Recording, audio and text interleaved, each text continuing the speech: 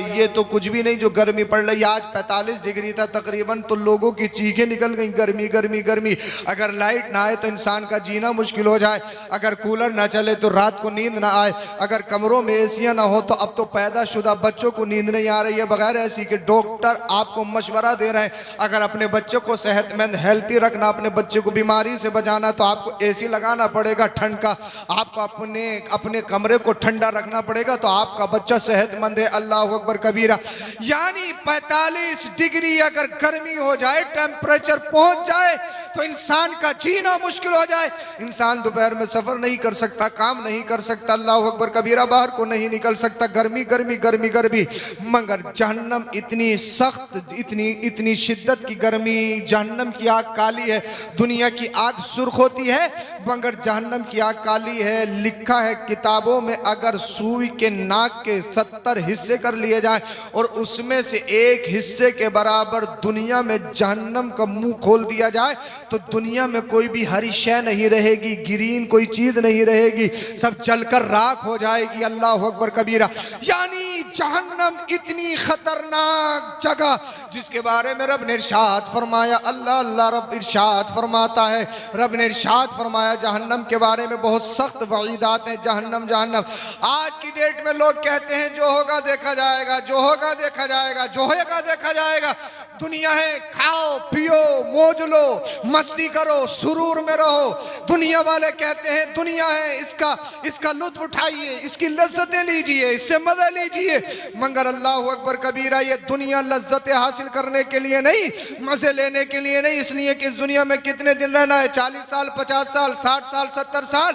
उसके बाद में अल्लाह अकबर कबीरा आपके पैरों पे पट्टी बांध दी जाएगी, आपकी आंखों को बंद कर दिया जाएगा, आपके दांत मीच दिए जाएंगे, आपके हाथ पैर सकनात और हरकत करना छोड़ देंगे, आपका जिस्म काम करना छोड़ देगा।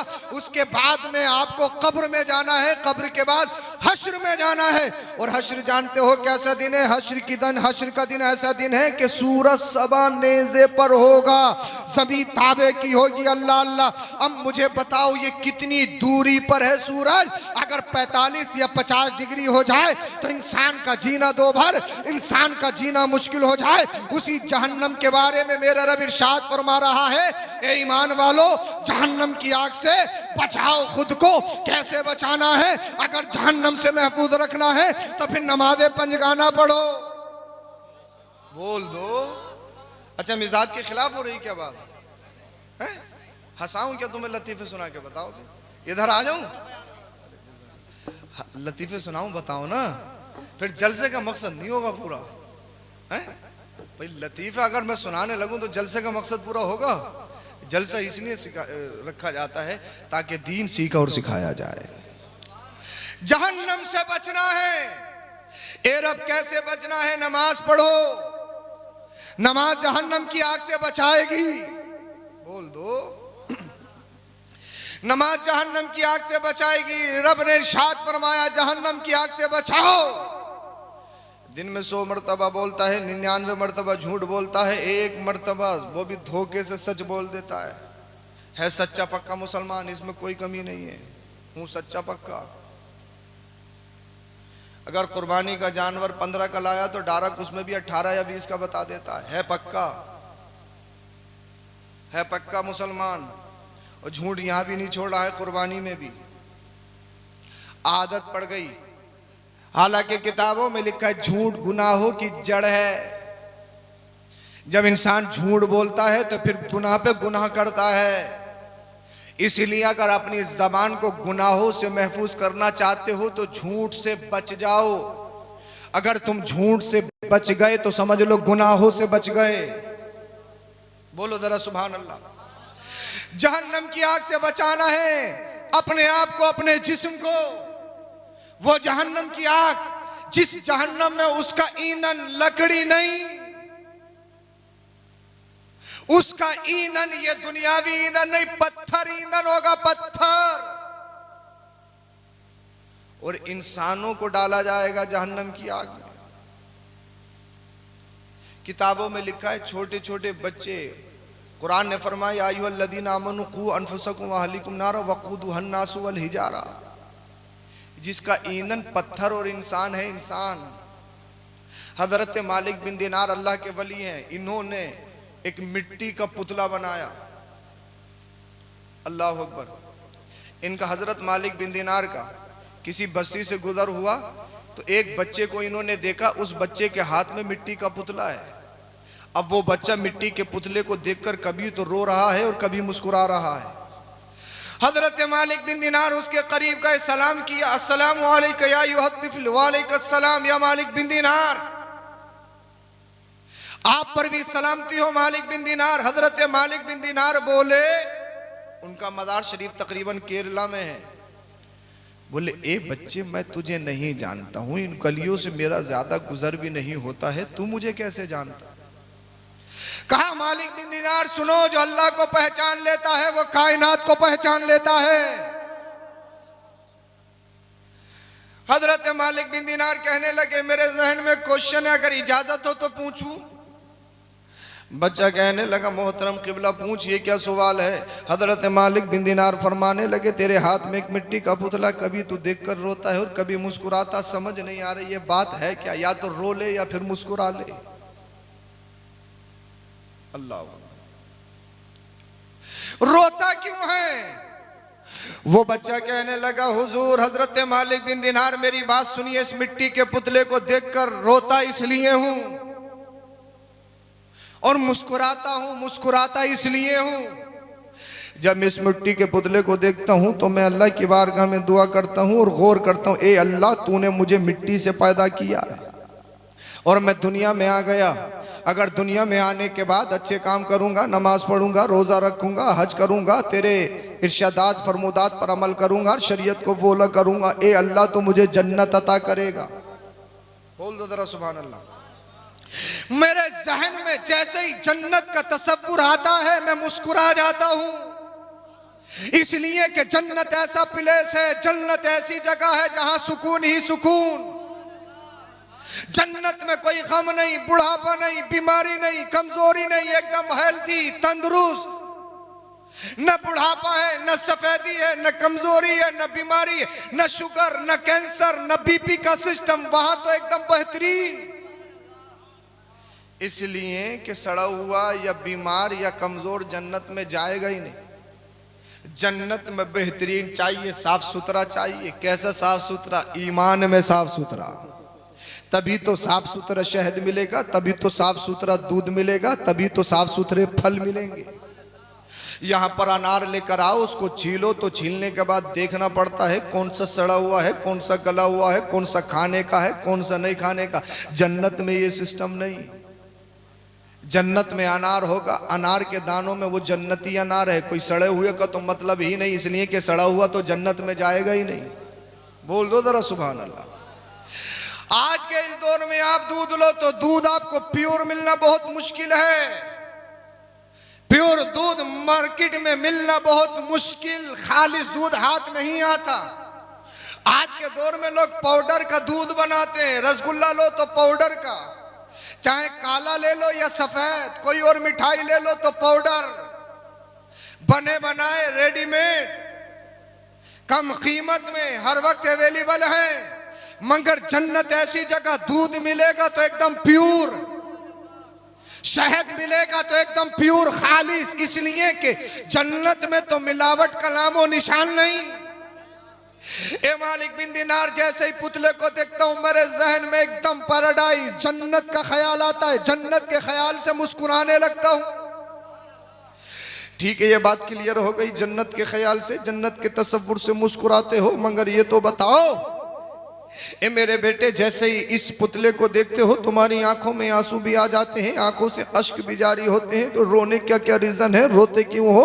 अल्लाह अल्लाह। वो बच्चा कहता है मालिक बिन दिनार सुनो, मैं मिट्टी के पुतले को देखकर इसलिए रो रहा हूँ, जब मैं सोचता हूँ, मैं देखता हूँ अल्लाह ने मुझे मिट्टी से पैदा किया है, अगर मैं दुनिया में आने के बाद नमाज ना पढ़ूँ, रोजे ना रखूँ, अल्लाह की बारगाह में हज ना करूँ, अगर सच ना बोलूँ, खीबत करूँ, खयानत करूँ, मैं लोगों के माल खाऊँ, अल्लाह अल्लाह लोगों को सताऊँ, अल्लाह की शरीयत पे अमल ना करूं, मैं हराम हलाल में तमीज ना करूं, तो अल्लाह पाक मुझे जहन्नम में डालेगा। जहन्नम के खौफ से रोने लगता हूं।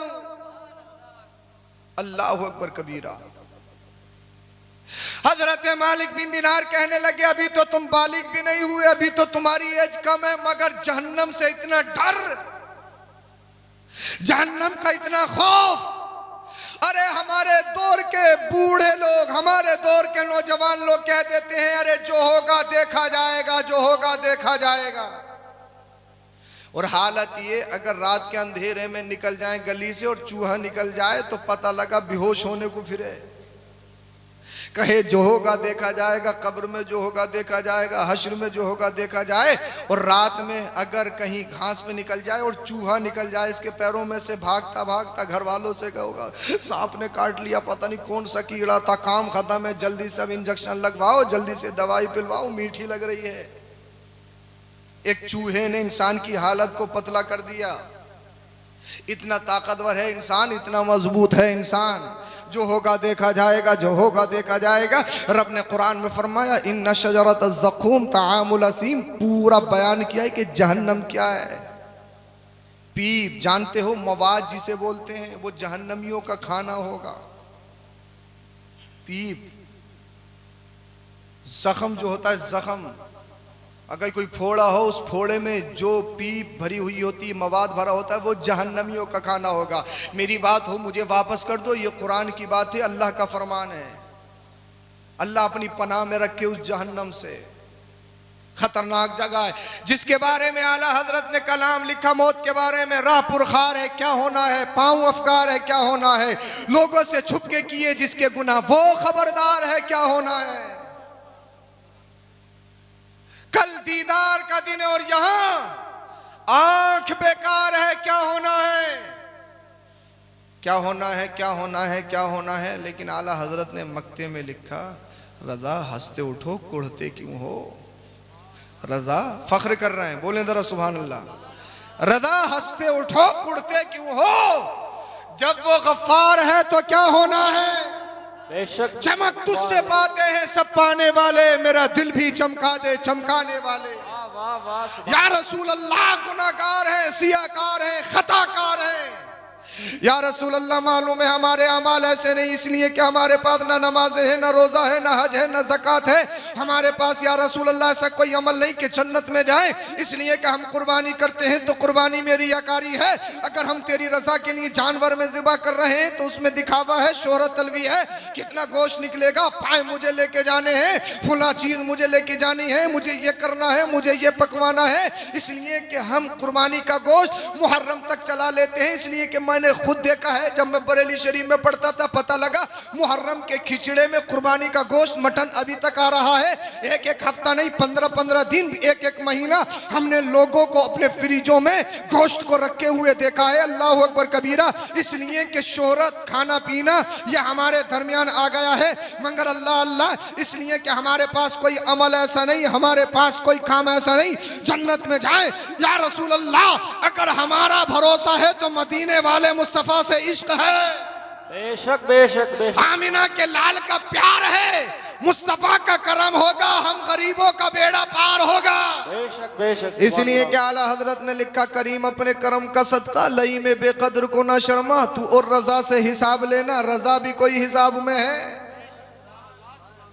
बरसता नहीं देख कर अब्र रहमत, बदों पर भी बरसा दे बरसाने वाले। बेशक सुभान अल्लाह। आला हजरत की शायरी सिर्फ शायरी नहीं है, दुआ भी है। बेशक सच है। इंसान कोशिश करता है कि मेरे कपड़े अच्छे दिखें, मैं अच्छा दिखूं, हैंडसम दिखूं, मेरी ब्यूटी में इजाफा हो, मैं खूबसूरत दिखूं, मेरा चेहरा अच्छा दिखे, मेरे बाल अच्छे दिखें, मेरी ड्रेसिंग मैच की हो, मैं अच्छा दिखूं, अच्छा दिखूं, अच्छा दिखूं।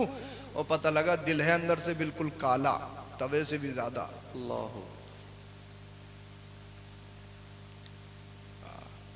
लोग कहते हैं पता नहीं यार क्या हो गया कि भाई आज के आलिमों की बात असर नहीं करती, पहले के आलिम थे तो उनकी बात बहुत असर करती थी।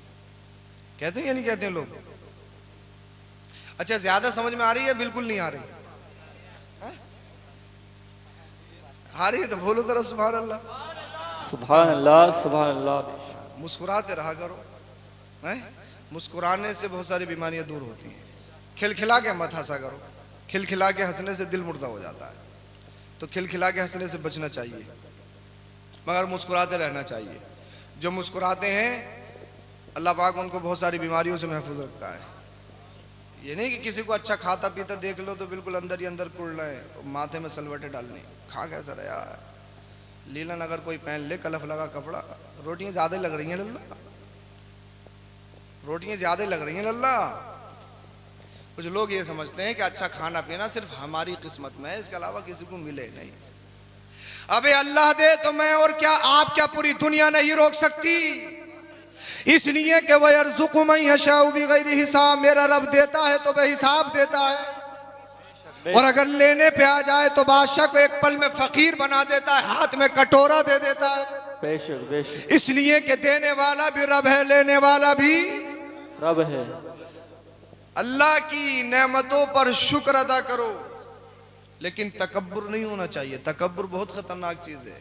मैं जो है अना को फना कर गना हो कि मकबूल हमदो सना हो, जब तक अना फना नहीं होगी। अना जानते हो मैं, आप लोग बोलते हैं ना मैं की गर्दन पे छुरी है, बोलते हैं ना, वही कहा है किसी ने, अना को फना कर गना हो कि मकबूल हमदो सना हो।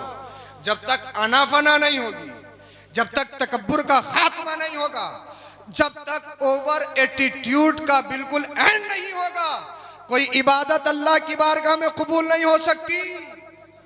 इसलिए कि शैतान अकड़ा तभी मेरे रब ने पकड़ा, तो अकड़ तो ये शैतान का सिफत है, शैतान की सिफत है। हमें अकड़ नहीं दिखानी है, अल्लाह की बारगाह में झुकना है और हमेशा फ्रेम में रहना है। फ्रेम से बाहर मत निकलने की कोशिश करो। जो फ्रेम से बाहर निकलते हैं ना वो बाहर ही निकल जाते हैं, हाथ पैर टूट जाते हैं। हाथ पैर टूटने का मतलब ये है कि उनका ईमान खराब हो जाता है। कभी लिमिट से आगे मत बढ़ो। अल्लाह ने और अल्लाह पाक बार बार फरमाता है, इंसान जब जब तुझे तकब्बुर आए अपनी तखलीक पे गौर कर ले, तू है क्या, तेरी हैसियत है क्या। अगर तखलीक पे गौर कर ले इंसान तो सारी हैसियत भूल जाएगा कि स्टेटस है क्या, स्टेटस ही भूल जाएगा इंसान। तखलीक पे अगर गौर व फिक्र कर ले। अल्लाह अकबर। तो मैंने कहा आला हजरत की शायरी सिर्फ शायरी नहीं, दुआ भी है। आला हजरत के अशार दुआ की शक्ल में बहुत मौजूद हैं। हाँ, आला हजरत फरमाते हैं, दिल करो ठंडा मेरा वो कफे पाचांद सा, सीने पे रख दो जरा तुम पे करोड़ों दुरूद। बेशक सुभान अल्लाह। आला हजरत ने फरमाया इस दिल को ठंडा पैसे से नहीं। आज के दौर के लोग तो संभाल संभाल के रखते हैं, और यही रखते हैं बिल्कुल दिल पे, सीने पे। और जिस दिल में ये आ जाता है तो समझ लो काम खराब है। वो ये सोचता है कि ठंडक मिल रही है, मैं ठंडक मिलती नहीं है। जब जब जैसे उठता है ना तो कलेजा फटता है कंजूसों का। कंजूसी जो है बहुत खतरनाक बीमारी है। कंजूसी, हदीस पाक भी है कि कंजूस जहन्नम से करीब होता है, जन्नत से दूर होता है कंजूस। अब साहब ये भी नहीं है सखी वो है, पता लगा सट्टे में अभी कोई टीम फाइनल जीती, अभी मैच हुआ तो हमारे भाई साहब बता रहे ओबरी, ओबरी का नाम सुना होगा तुमने, तुम्हारे संभल में असमोली के पास है। तो चौक पे कोई आया और आते ही बोले ले लो कोल्ड ड्रिंक, ले लो बादाम शेक और केसर दूध और ये वो बोले मिनटों में कई हजार रुपए का उड़ा के चला गया, कोई जानता ही नहीं कौन है। अल्लाह। तो मैंने कहा जुआरी होगा, जीत गया होगा। जुआरियों का काम यही होता है, जो जुआरी और नशेड़ी होते हैं ना, उठाने में बहुत हाई फाई होते हैं, फुर करते हैं एकदम फुर। समझ गए? अल्लाह अकबर कबीरा। मगर किसी ने पैसा नाजायज तरीके से कमाया, मस्जिद में 1 लाख रुपया। आला हजरत फरमाते हैं नाजायज तरीके से पैसा कमाना फिर अल्लाह की राह में सवाब की नियत से खर्च करना सवाब नहीं, उल्टा बवाले जान है। उल्टा इसलिए कि तुम्हारा रब तादाद को नहीं देखता, क्वांटिटी को नहीं देखता, ज्यादती को नहीं देखता। अगर तेरे पास 100 रुपए की हैसियत है, अल्लाह की रजा के लिए अपनी जायज कमाई से 100 रुपए दे दे, अल्लाह राजी हो जाएगा। बेशक बेशक सुभान अल्लाह। बेशक। और पता लगा पूरे गांव का खाया कि साहब 2 जानवर ज़बह किया, पूरे गांव की कुर्बानी, आ जाओ। पूरे गांव को कुर्बान करके अब कुर्बानी खिला रहा है। समझ गए आप? पूरे गांव को कुर्बान करके अब कुर्बानी हो रही, बोले खा लो। 11वीं शरी में बोले 100 दे के बन रही है। बता तो दे भैया 100 दे के ठीक भी बन रही है या मार उड़ के इधर आदर से बन रही है? बोले अरे वो तो मौला साहब चल ही रहे, आप क्या करा जाए, वो तो माहौल है यार, ऐसे बढ़ भी तो नहीं रहे। ये कहते हैं कि बढ़ने के लिए मालदार होने के लिए कुछ घपला करना जरूरी है। लोगों की नीयत और सोच ये है। बोले बिजनेस तभी होगा जब झूठ बोलेंगे। क्या आप हजरत उस्मान गनी से ज्यादा अमीर हैं? बेशक जी जी। हमारे इस्लाम में बहुत सारे लोग ऐसे गुजरे हैं कि जानवरों पे जिनके खजानों की कुंजियां लटके जाती हों। अल्लाह अकबर कबीरा। मगर जब इंतकाल हुआ तो पता लगा कफन के लिए भी पैसा नहीं है। अल्लाह। कहां गया वो खजाना? क्या शराब में लुटाया, जुए में लुटाया? कहां गई वो 2 लाख? इतना माल, इतना जर कहां गया?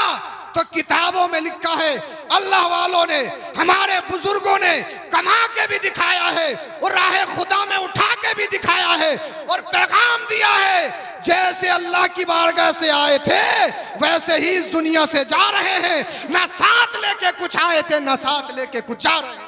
नारे तकबीर, नारे रिसालत, नारे गौसियत, मसलके आला हजरत खतीब अहले सुन्नत हुजूर सैयद अफरोज मियां साहिब किबला। नारे तकबीर। लग सकता मुतशाबा, गर्मी हो रही, बोल दे जरा सुभान अल्लाह। मुतशाबा लगना भी जरूरी है। मुतशाबा लगने की अलामत ये होती है कि याद है। देखो कुरान शरीफ में तरावियों में मुतशाबा उन्हें लगता है जिन्हें याद हो है। हाँ, बारे में ही है। और जिन्हें याद नहीं होता है वो तो जो पढ़ना शुरू कर दिया कोई ना मुतशाबा थोड़ी लगेगा। एक जगह साहब कई साल की बात हो गई तो सब हुफाज इकट्ठे हुए, भाई आपको कितनी मुतशाबे लगे, कितने पारे हो गए, कितने मुतशाबे लगे? तो एक साहब बोले अल्हम्दुलिल्लाह अभी तक एक भी मुतशाबा नहीं आया, 10 तरावी हो गई। तो कुछ देर बाद में पता लगा कि अलम तरह से सुना रहे हैं। कुछ देर में पता लगा अब ये चाह रहे हैं तकरीर खत्म कर दो, सोने लगे हैं। तो फिर बोलो तरह सुभान अल्लाह। हाँ, तुम्हें जगाना भी पड़ता, मुश्किल ये है। वैसे मैं बात खत्म करूंगा जल्दी। हाँ, बोले जरा सुभान अल्लाह। अल्लाह अकबर।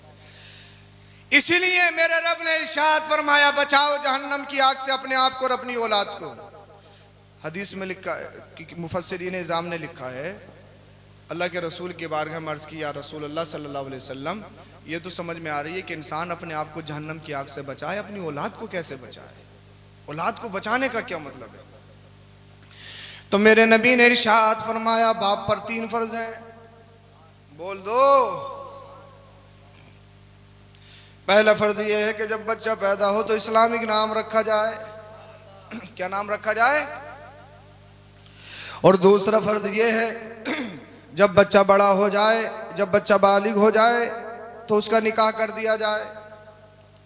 और तीसरा फर्ज यह है जब बच्चा होशियार हो तो उसे इल्म दीन सिखा दिया जाए। बेशक बेशक। ये 3 फर्ज हैं बाप पर। और बाप ने इसका उल्टा समझ लिया। बाप ये चाह रहा है, बाप ये चाह रहा है, बाप ये चाहता है, 3 फर्ज ये हैं कि अच्छा मकान बना दूं, 10-15 बीघे जमीन खरीद के दे जाऊं, और साहब निकाह तो खैर अभी अपने पैरों पे खड़ा नहीं हुआ, सच है। 40 साल का हो गया, काम बिल्कुल खत्म है, पैरों पे अभी तक खड़ा नहीं हुआ, हालत इतनी खराब है। और जब रिश्ता आने का टाइम होता, बेटी हो या बेटा, एक टाइम होता रिश्ते का, जब इंसान का शबाब होता है, उसमें निखार पैदा होता है, तो वो टाइम ऐसा होता है रिश्तों का। तो साहब बोले अभी नहीं, अभी उम्र ही कितनी है, यानी 25-30 साल की उम्र नहीं समझ रहे आज के दौर में। और ये पता है कि 50 साल बड़ी मुश्किल से पकड़ रहे हैं। सोते सोते साइलेंट अटैक है, साइलेंट। पहले अटैक होते थे, अटैक से तड़प होती थी, तड़प, दर्द, बेहोशी। अब पता लगा सोते ही सोते जब एंजियोग्राफी करवाई तो बोले अटैक, बोले कपड़िया अटैक, बोले साइलेंट था, साइलेंट अटैक पड़ गया। अब डॉक्टर बता रहे हैं साइलेंट।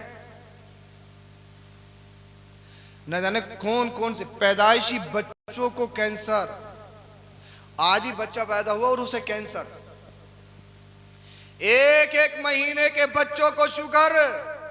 अल्लाह। मुझे ये बताएं, 1 महीने के बच्चे ने कितनी बोरी चीनी खा ली होगी, कितने क्विंटल रसगुल्ले खा लिए होंगे? 4 साल के बच्चे को मैंने जीबी पंत में देखा, उसको हार्ट अटैक, यानी जो बीमारी पहले 15-20 साल पहले हेल्थी उम्र दराज लोगों को होती थी, आज वो बच्चों में मौजूद हैं। और बहुत सारी बीमारियां ऐसे, अल्लाह अकबर, के उनका पता ही नहीं लगे कि बीमारी है क्या। डॉक्टर जांचों पे जांच, पता लगा कि आधा तो वो जांचों में ही मर गया। ये सारी चीजें हैं या नहीं है? आपने औलाद के लिए बेहतरीन मकान बना दिया, जमीन खरीद दी, प्लॉट खरीद दिया, संभल में, मुरादाबाद में, नोएडा में, दिल्ली में। आपने अपने बच्चे की शादी में बहुत सारा जहेज लिया, सब कुछ किया, और बच्चे की हालत ये, जब बाप मर गया तो पता लगा अगर इमाम मस्जिद में ना हो तो जुमेरात की फाता भी नहीं। ये हालत है या नहीं है? अगर इमाम मस्जिदों में ना हो तो जुमेरात की फाता भी हमारे घरों में ना हो। बाप का इंतकाल हुआ, शहजादा जिसके लिए बाप ने हराम को हराम नहीं समझा, सूद लिया, खाया, लपेटा, और बेटा हाथ बांधे हुए एक तरफ खड़ा। हमने कहा तेरे बाप का जनाजा, तेरी माँ का जनाजा, तेरे भाई का जनाजा एक तरफ क्यों खड़ा? अभी तो बहुत रो रहा था, पछाड़े मार रहा था, तू मर जाएगा, ऐसा लग रहा था कि तेरे मुंह में पानी डाला जाएगा, बड़ी बेहोशी आ रही थी। अब नमाज जनाजा में एक तरफ क्यों खड़ा है? कहने लगा हजरत याद नहीं है। अल्लाहु अकबर। या बाहर से आया था तो नहाया हुआ नहीं था? ये भी तो बड़ी मुश्किल बात है। जल्दी जल्दी में आया तो नहाया हुआ नहीं था। अल्लाह, मुसलमान और नापाक रहे। ये कैसी फिक्र है, कैसी सोच है?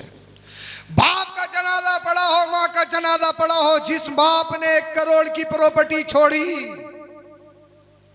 बेटा इस हालत में नहीं कि नमाज जनाजा पढ़ सके, पढ़ाना तो बहुत दूर की बात है। अब गौर व फिक्र करने वाली बात यह है, मेरे नबी ने इरशाद फरमा, अल्लाह कुरान पाक में इरशाद फरमाता, बचाओ अपने आप को जहन्नम की आग से और अपनी औलाद को।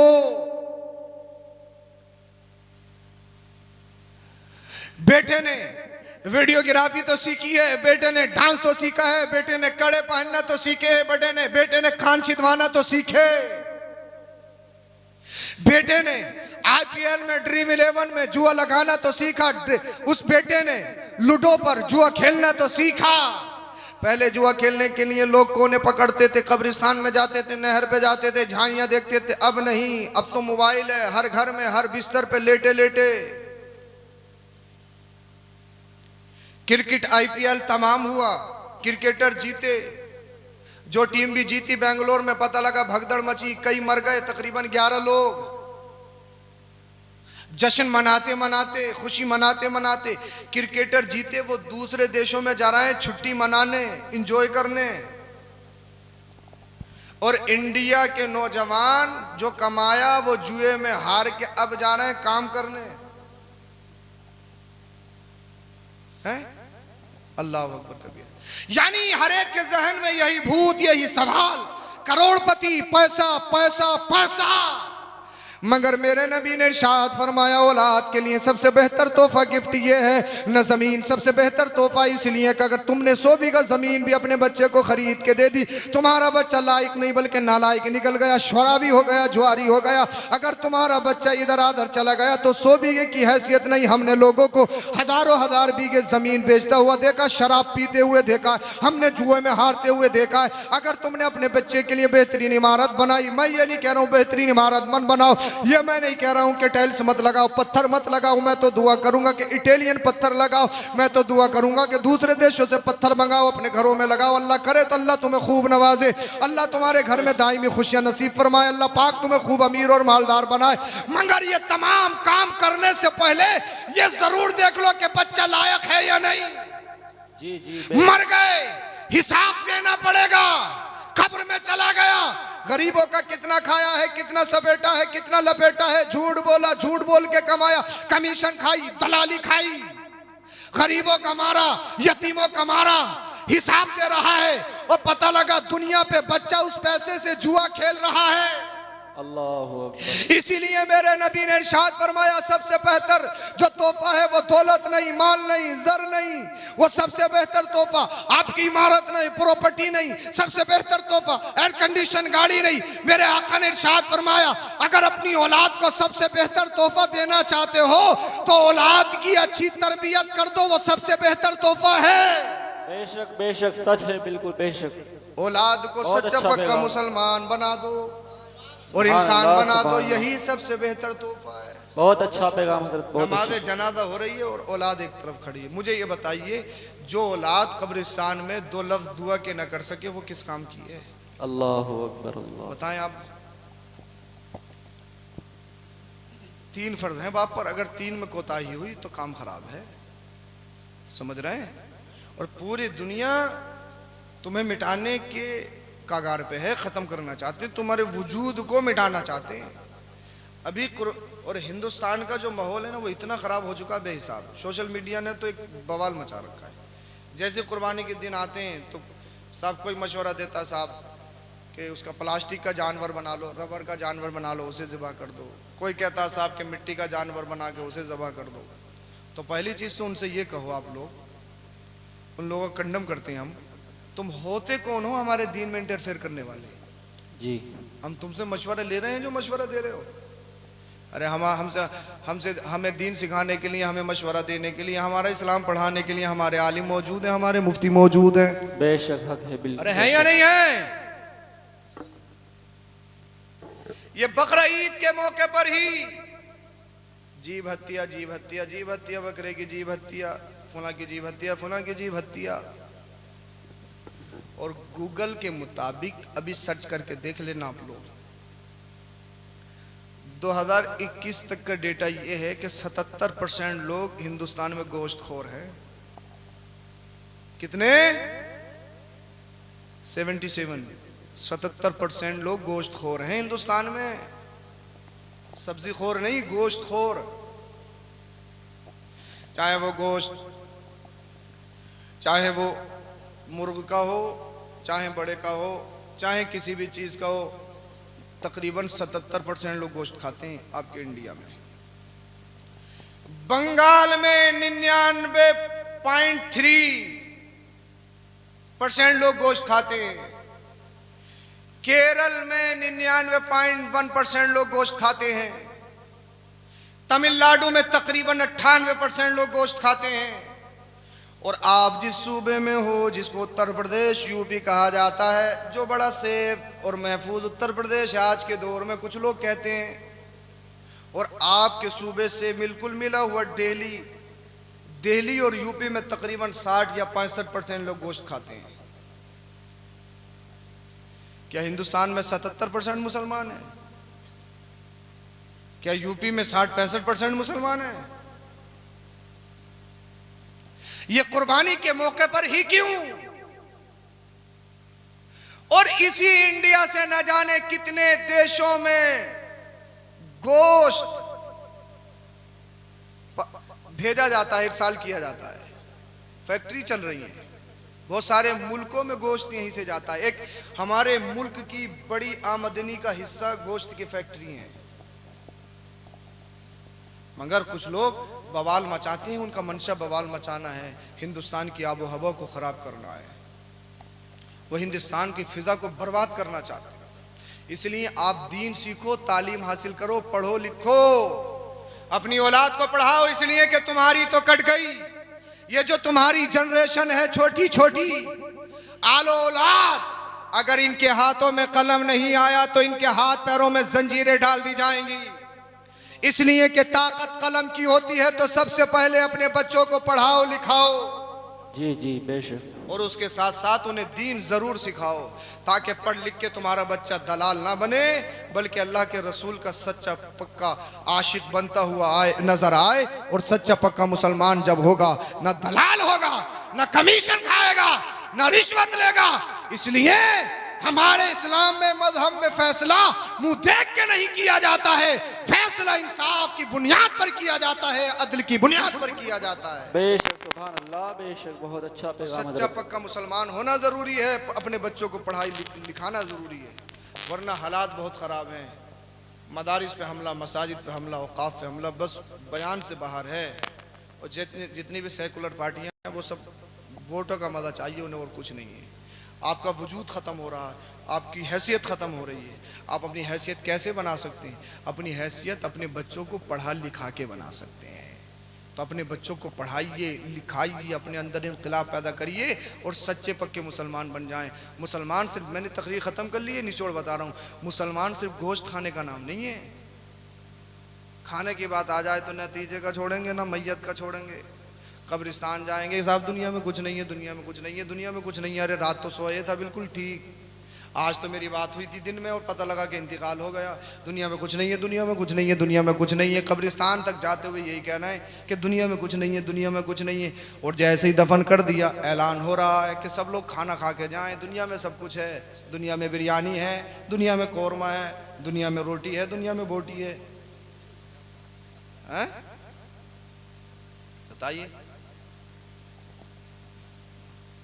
कोंटल कोंटल गोश्त उठ रहा है मैयत के खाने में।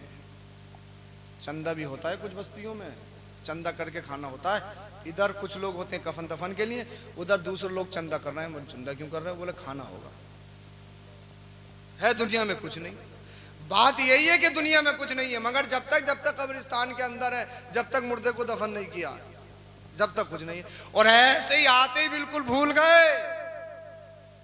घर में इंतकाल है तो साहब 30 तक तो पूरा खानदान नमाज पढ़ेगा, और 10वें तक कुछ और कम होंगे, 20वें तक, 40वें के बाद तो बोले बस इतना ही था भैया, हम तुम्हारा जो फर्ज था हम पर इतना ही था कि 40वें तक मस्जिद में आ जा। अब 40वें की फाता करवा दी, काम खत्म हो गया। उसके बाद है दुनिया में कुछ नहीं। खाने की बात आ जाए, 30वां नहीं छोड़ेंगे, 20वां नहीं छोड़ेंगे, 40वां नहीं छोड़ेंगे। और बात आ जाए है कितना पक्का मुसलमान, जुमे के दिन अगर इमाम साहब जुमे में ऐलान कर दें आज सारे नमाजियों की नमाज सुनी जाएगी, तो पता लगेगा कि लोग गेट तोड़ के भाग जाएंगे, दीवारें फांद के भाग जाएंगे। लोग सोचेंगे कि लिंटर फट जाए, लिंटर खुल जाए और हम यहां से निकल जाएं। इसलिए कि प्रोनाउंसिएशन ठीक नहीं है, तलफ़ुज़ ठीक नहीं है, नमाज ठीक नहीं है। आज तक 50 साल की उम्र हो गई, अत्तहियातु याद नहीं हुआ। अल्लाहु अकबर। बोले अत्तहियातु में तोड़ जोड़ ज्यादा है यार, ये जरा पल्ले नहीं पड़ रही। अत्तहियातु में तोड़ जोड़ ज्यादा है। और दुआए कुनूत, अरे वो तो अल्लाहुम्मा रब्बना से काम चल जाए।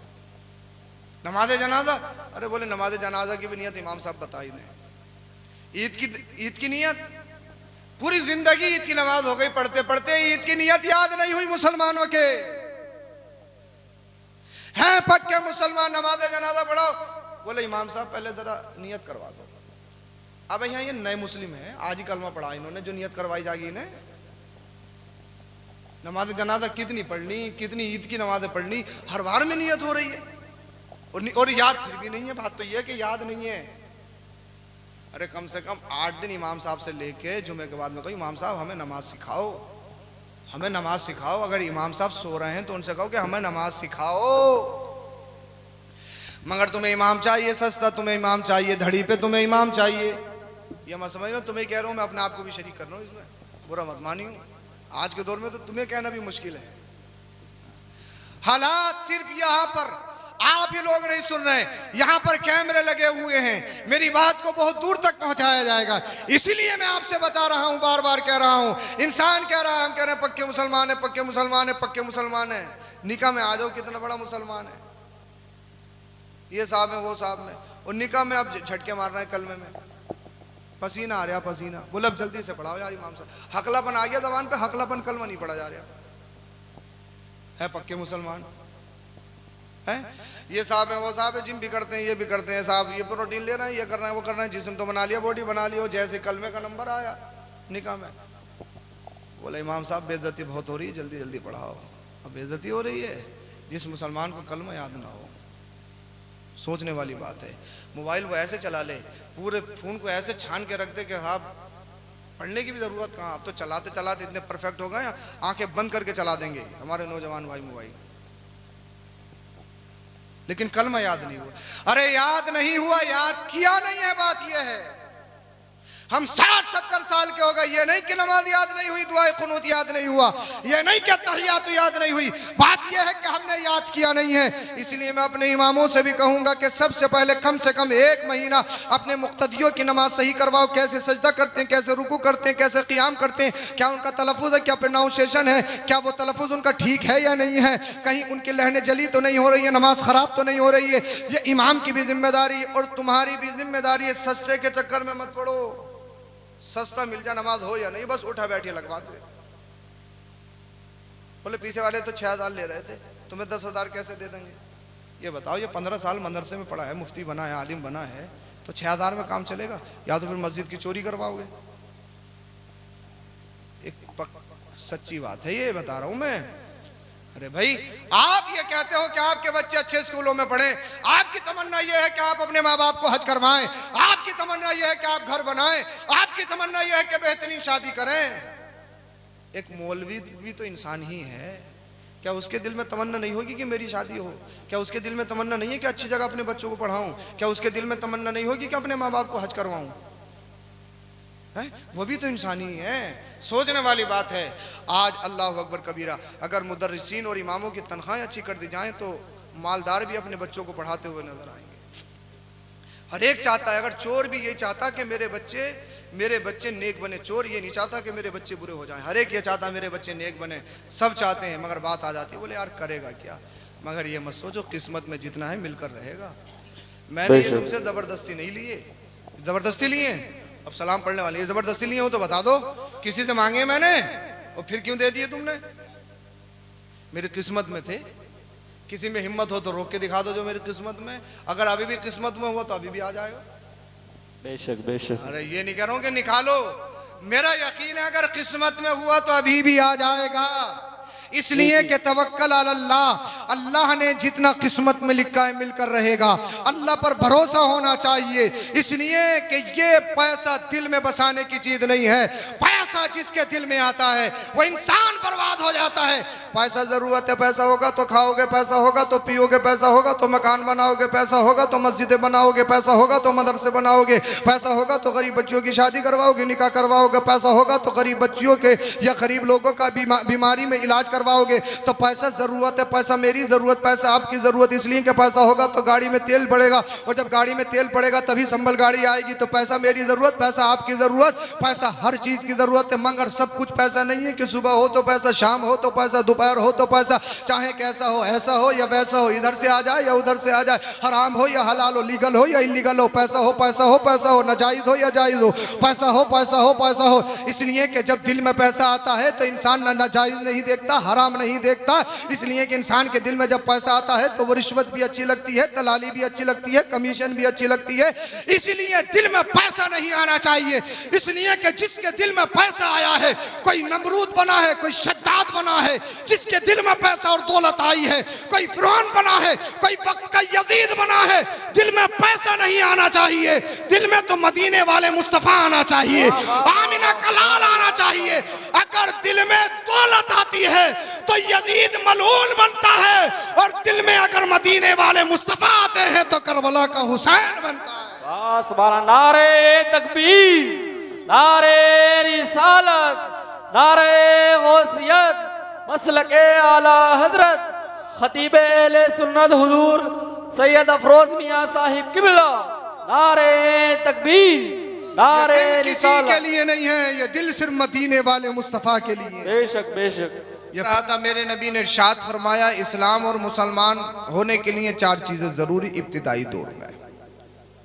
जब इस्लाम नया नया आया तो मुसलमान, या रसूल अल्लाह कौन है, कैसे पहचानेंगे कि मुसलमान कौन है? तो आका ने इरशाद फरमाया, मुसलमान होने के लिए कलमा शरीफ पढ़ना, नंबर 2 नमाज पढ़ना, नंबर 3 रोज़ा रखना, नंबर 4 अल्लाह की रज़ा के लिए हज करना। ये 4 अलामतें थी मुसलमान होने के लिए। आगे चलिए, मैं अपनी बात शुरू कर रहा हूँ, आगे चलिए। फिर कुछ देर में जब इस्लाम फैल गया, लोग कलमा पढ़ने लगे, कुछ लोग सूरत से तो मुस्लिम हैं, मेरे नबी के दौर में भी, इसलिए कि जाहिरन कलमा भी पढ़ते हैं, रोजा भी रखते हैं, नमाज भी पढ़ते हैं, ये सारे काम जो दूसरे मुसलमान करते हैं ये भी करता है।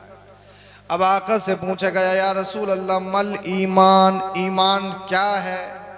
तो फिर मेरे आका ने ये नहीं फरमाया कलमा पढ़ना, नमाज पढ़ना, रोज़ा रखना, हज करना ये ईमान है, बल्कि आका ने इरशाद फरमाया, तकरीबन हज़रत अबू हुरैरा रज़ियल्लाहु ताला अन्हु से ये हदीस पाक मरवी, आका ने इरशाद फरमाया, ला युमिनु अहदुकुम हत्ता अकून अहब्ब इलैहि मिन वालिदिही व वलदिही वन्नासी अजमाइन। अब मुसलमान और मोमिन होने के लिए सिर्फ कलमा पढ़ना ही काफी नहीं। अब मुसलमान और मोमिन होने के लिए सिर्फ नमाज पढ़ना ही काफी नहीं, इसलिए कि नमाज तो मुनाफिक भी पढ़ रहा है। जब तक मुसलमानों में कहता है तुम्हारे साथ हूं, और जैसे ही मुस्लिमों से अलग होता है तो कुफ्फार से कहता है मैं तुम्हारे साथ हूं, और कुफ्फार में कहता है, कुफ्फार में ये कहता है कि मैं तो इनसे इस्तिहज़ा कर रहा था, मजाक कर रहा था। अब इस सारे नक्शे को आप अपने जहन में रखिए। मेरे नबी ने इरशाद फरमाया इब्तिदाई दौर में इस्लाम और ईमान का मतलब ये था कलमा पढ़ लेना, नमाज पढ़ लेना, रोज़ा रख लेना, हज कर लेना। जिसमें ये चीज़ें हो वो समझा जाता था मुसलमान है, मोमिन है। मगर मेरे नबी ने बाद में इरशाद फरमाया अब नमाज पढ़ना, रोज़ा रखना, हज करना, कलमा पढ़ना ये ईमान और मुसलमान होने के लिए काफ़ी नहीं, बल्कि मेरे आका ने इरशाद फरमाया, क्या फरमाया, अब मुसलमान होने के लिए ज़रूरी ये है कि जिसके दिल में अपने बाप से, अपनी माँ से, अपनी औलाद से, हत्ता के दुनिया वमा फीहा सबसे ज्यादा अगर मेरी मोहब्बत नहीं तो वह ईमान वाला नहीं। बोल दो जरा सुभान अल्लाह। अच्छा, जैसे आप सुनेंगे सुनाया जाएगा, बस थोड़ी देर सुनाऊंगा, आप अगर रंग में आ जाएंगे तो इंशाल्लाह रंग में सुना दिया जाएगा। बोले सुभान अल्लाह। आपकी नींद भाग जाएगी, मेरी भी नींद भाग जाएगी। इसकी आप ई को और कम कर दें, साउंड आपका बहुत अच्छा है। बोलिए जरा सुभान अल्लाह। अच्छा, अगर कूलर बंद करवा दो तो किसी को परेशानी तो नहीं होगी? और बता दो परेशानी तो नहीं होगी? मैं बोल रहा हूँ तो मुझे हो सकता है गर्मी ज़्यादा लगे, लेकिन मैं बर्दाश्त कर सकता हूँ, तो आप कर लोगे थोड़ी देर के लिए? तो इस कूलर को भी बंद कर दो। थोड़ी आवाज़ हो रही है, मैं चाह रहा हूँ शांति के माहौल में बस थोड़ी देर तुम्हें पढ़ा दूँ, आप पढ़ जाओ, फिर इंशाल्लाह आपका मकसद पूरा हो जाए। अब कितना सुकून मिला। बाकी गर्मी तो है भाई, कब कहाँ जाया जाए क्या। और ये भी अल्लाह का करम है, ऐसे मुल्क में ऐसे खित्ते में रहते हैं साहब, बारिश है तो बारिश है बेहिसाब, जाड़ा है तो फिर जाड़ा ही है बेहिसाब। वरना जाड़ा देखने के लिए लोग विदेशों से नैनीताल आते हैं। अबे जाड़ा देखने के लिए तो आते हैं, ठंड देखने के लिए। और अल्लाह का करम है, तुम दिसंबर में देखते हो, जनवरी में देखते हो, फरवरी में भी देखते हो, घर बैठे देखते हो, पैसा हो या नहीं हो, इतना देखते हो कि 8-8 दिन घर से बाहर नहीं निकलते हो। तो ये अल्लाह का करम है या नहीं है? हमारे यहाँ हर माहौल है, गर्मी भी है, ठंडी भी है, और साहब बरसात भी है। कुछ दिनों के बाद अब बरसात शुरू होने वाली है इंशाल्लाह, बरसात का मौसम है। तो ये अल्लाह का करम है, अल्लाह के हर काम में, मौसम में। ये अल्लाह फरमाता है कुरान करीम में, वतिलकल अय्यामु नुदाविलुहा बैनन्नास, हम लोगों के दरमियान जो दिनों को बदलते हैं, ये इबरत है अक्लमंदों के लिए, जिनके पास अक्ल है। यानी अब रात है तो ये रात रात नहीं रहेगी, सवेरा भी होना है, सवेरा भी। अगर आज जवानी है तो जवानी के नशे में गुम मत हो जाना, बुढ़ापा भी आना है। अगर मालदार है तो हो सकता है गरीबी भी आ जाए। अगर जिस्म बेहतरीन है, ताकतवर है, तवाना है, स्ट्रॉन्ग है, तो फिर अपनी ताकत का लोहा गरीबों पे दिखाने की जरूरत नहीं। हो सकता है कोई खतरनाक बीमारी हो जाए और पता लगे 1 महीने में हवा निकल जाए, काम खत्म, जिस्म की तवानाई खत्म, ताकत खत्म। पता लगा पहले 50 किलो वजन उठा लेता था, लेकिन बीमारी ऐसी लगी 1 महीने में अब खुद भी नहीं उठा जा रहा। तो इसीलिए अल्लाह फरमाता है वतिलकल अय्यामु नुदाविलुहा बैनन्नास, हम लोगों के दरमियान दिनों को बदलते रहते हैं। यानी आज गर्मी है तो जाड़ा भी आएगा, जाड़ा है तो गर्मी भी आएगी, दिन है तो रात होगी, रात है तो दिन होगी। अल्लाह अगर गरीबी है तो परेशान मत हो, अल्लाह का करम होगा, अमीरी भी होगी। अगर आज बीमार है, डॉक्टर कह रहे हैं ला इलाज है, इलाज नहीं है, कि तेरे लिए कोई, तेरे मर्ज के लिए कोई दवा नहीं बनी, पूरी दुनिया में रिसर्च हुआ लेकिन कोई दवा नहीं, कोई मेडिसिन नहीं, तो उनसे कहो डॉक्टर दवाई सिर्फ वसीला है, इसलिए कि किसी डॉक्टर में शिफा नहीं, किसी दवाई में शिफा नहीं। अगर डॉक्टर में शिफा हो तो मतलब यह है कि जितने भी मरीज उस डॉक्टर के पास जाएं, हर मरीज ठीक हो जाए। मगर दुनिया में ऐसा कोई डॉक्टर ही नहीं कि हर मरीज उसके पास जाके ठीक हो जाए। अगर दवाई में शिफा हो तो ऐसी कोई दवाई नहीं साहब जो खा ले वो ठीक हो जाए। पता लगा यही दवाई आराम कर रही है, अगर इधर आधर हो जाए तो यही दवाई रिएक्शन कर रही है, बीमार हो रहा है, पूरे बदन पे, बॉडी पे दाना है, रिएक्शन है, उसका फसाद हो गया, वो मुजिर बन गई। तो पता लगा न डॉक्टर शिफा है, न दवाई शिफा है। शिफा कौन है? शिफा सिर्फ अल्लाह के हुक्म में है। तो जो अल्लाह बीमारी दे सकता है, अल्लाह पाक अपने एक ही हुक्म से बीमारी को खत्म भी कर सकता है। जब वो बगैर माँ के हजरत ईसा को दुनिया में भेज सकता है, जब वो मुर्दे से पैदा कर सकता है। अरे अंडा क्या होता है? अरे अंडे में मुर्गी का बच्चा निकलता है या नहीं निकलता है? तो अंडा मुर्दा होता है। जब अल्लाह पाक कुरान में फरमाता है मुर्दे से जिंदा को पैदा कर सकता है, तो फिर पैदा करने के बाद, बीमारी देने के बाद अच्छा क्यों नहीं कर सकता है? ला तक़नतु मिन रहमतिल्लाह, अल्लाह की रहमत से ना उम्मीद नहीं होना चाहिए। तो मेरे रब ने इरशाद फरमाया वतिलकल अय्यामु नुदाविलुहा बैनन नास, हम लोगों के दरमियान दिनों को बदलते रहते हैं, दिन बदलते रहते हैं, दिन बदलते रहते हैं, दिन बदलते रहते हैं।